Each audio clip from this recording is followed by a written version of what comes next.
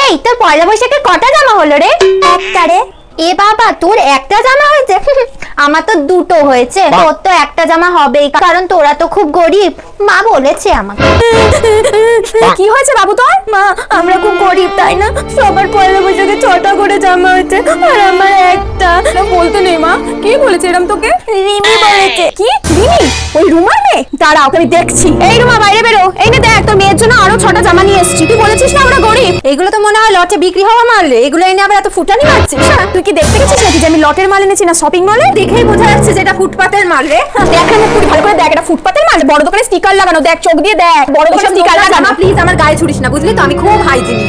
হতে পারিস বড় লোক, কিন্তু আমরা গরিব হলেও না আমাদের মন বলতে মতো ছোট লোক নই রে। আমাকে ছোট লোক বললি? এই উঁচু ধরে আমার নিচে নেমে আমার সাথে কথা বল। আমি আমার বাড়িতে কথা বলবো না, নিচে নেমে কথা বলবো? তোকে তাহলে বলিস না, তোর মেয়ে আমার মেয়েকে বলবে কেন আমরা গরিব? তো তোরা গরিব, তো তোদেরকে গরিব বলবো না বড় লোক বলবো? আরে চল জান, তুমি ছোট লোক না, চল জান, ছোট লোক দাঁড়িয়ে আছিস সামনে থেকে। তুই বল আমি এফআইআর দার্জ করব। আরে যেখানে যে পুলিশ বাবার কাছে গিয়ে যেতে পারিস, যা চলে যা। এই বাবা আসো গো, আসো। যাও তোমার বরের কাছে যাও।